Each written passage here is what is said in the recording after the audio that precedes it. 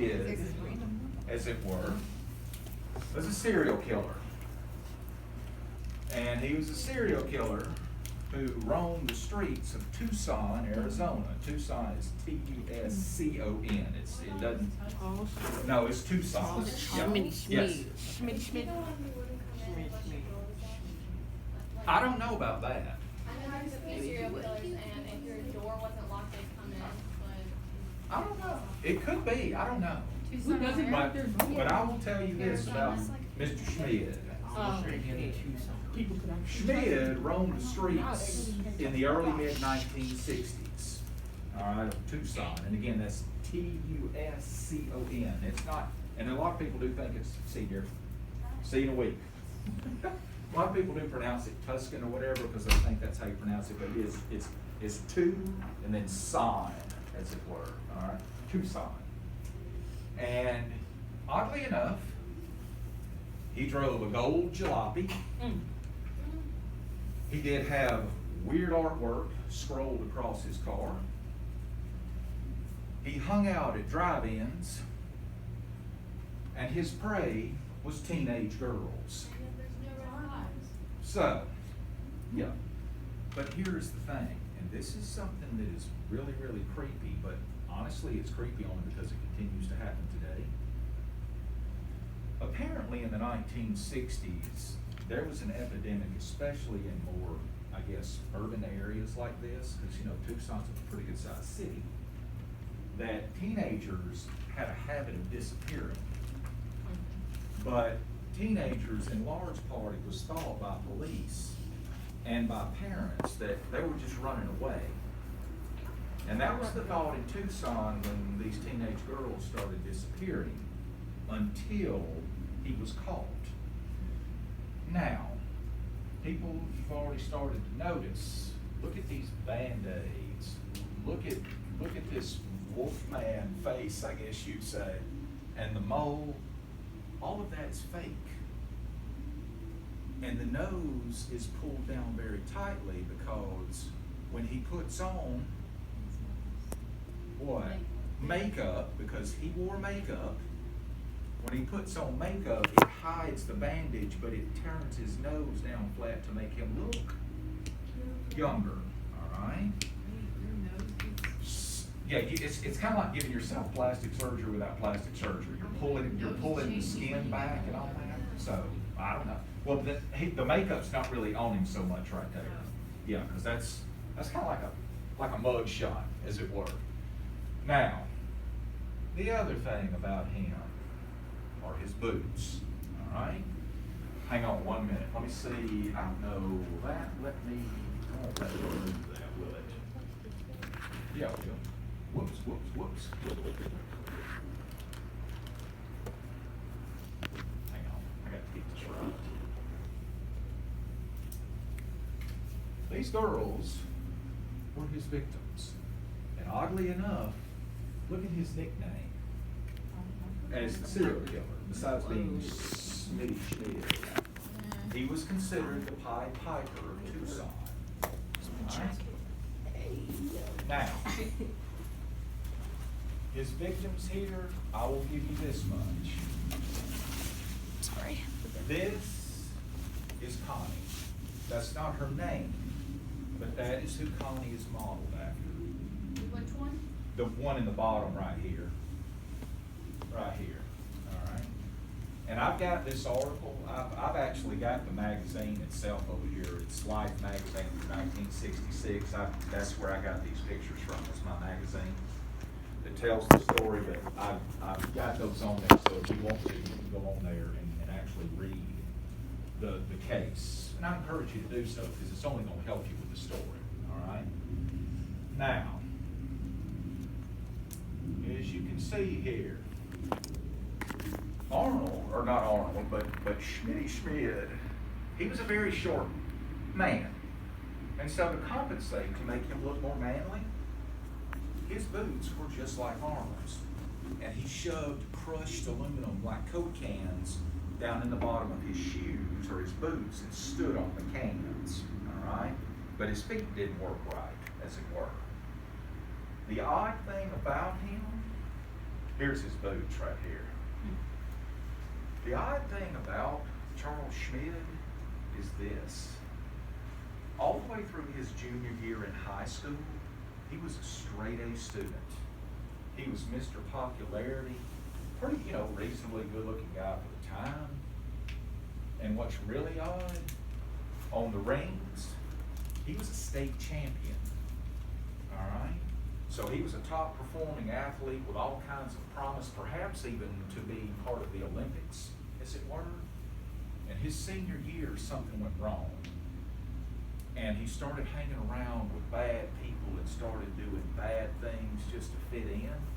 And before he ever even could graduate, he dropped out of school and turned to a life of crime, and ultimately to a life of luring in young girls still in high school and luring them to their deaths, where he did horribly bad things to them out in the desert, because Tucson is, basically in the desert, and then would bury them in shallow graves, all right?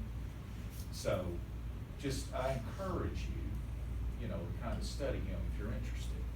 Now, Schmid did not have like an accomplice like Ellie necessarily, but he did have two accomplices who helped to lure the girls in, but only in the sense of comfort. These two folks right here worked in conjunction with him, and they pretended to be boyfriend and girlfriend.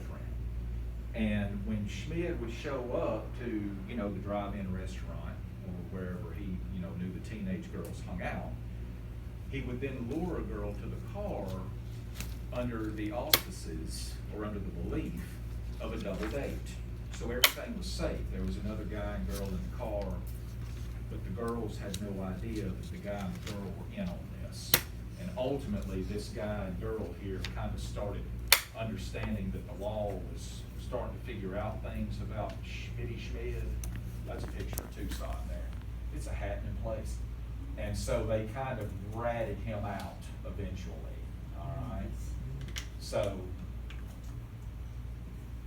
that is the guy that was the guy that was his accomplice, showing the police and Life magazine where they buried one of the girls, as it were, out in the desert, all right? They Now, just let him show them. He didn't get charged with accessory. Oh yeah, they were charged. They went to Okay. prison. Yeah, Okay. they did. But now on lesser charges and not for quite a long Plea time. deals, yeah. So like, Yeah, what it's did plea they do deal. to the girls? What did they do? Yeah, like what they do to the girls. To put it as nicely as I can, they did adult things to them and then they mutilated them. That's as nicely as I can say it. So it was pretty heinous. So they were raped and murdered. Well, yeah, but murdered in horribly gruesome ways. Tape with an R. So, but now I will say, you can say Schmid right there, how short he was. But, Oh, he was like, but just like you.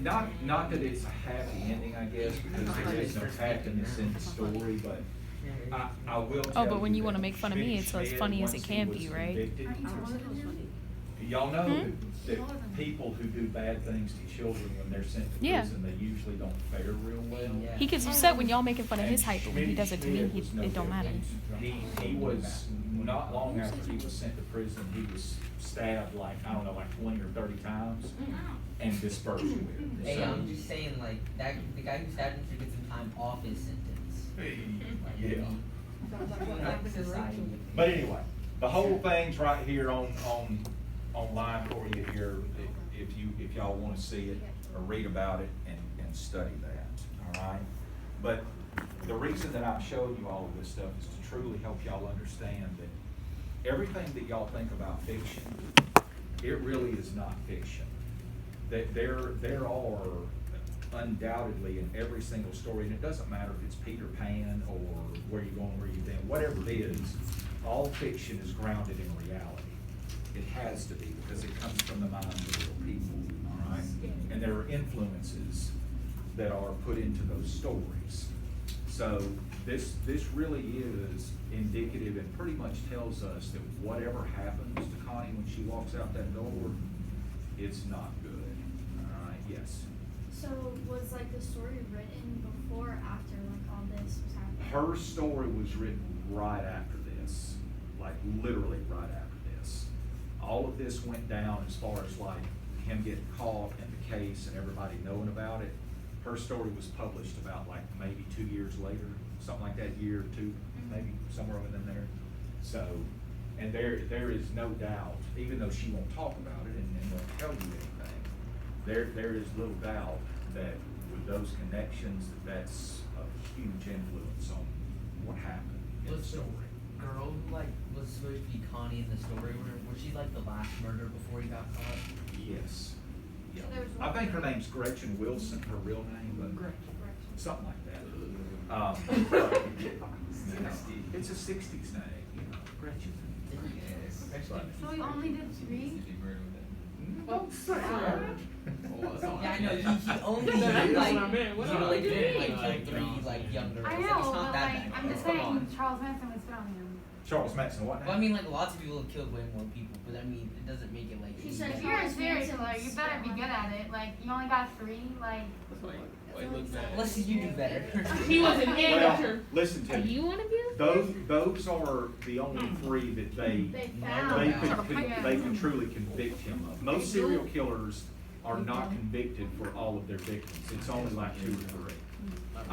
Hey, this one guy. They do a great job. They really do. I was reading about it, it's better. But anyway. All right, so the bell's gonna get us in a few minutes. Now listen to me. If you go into Canvas and you read the story here if you want to, or listen to the music and you're studying and you want to look back at the story is posted as well to Canvas. I have also this morning posted an extra credit assignment on there.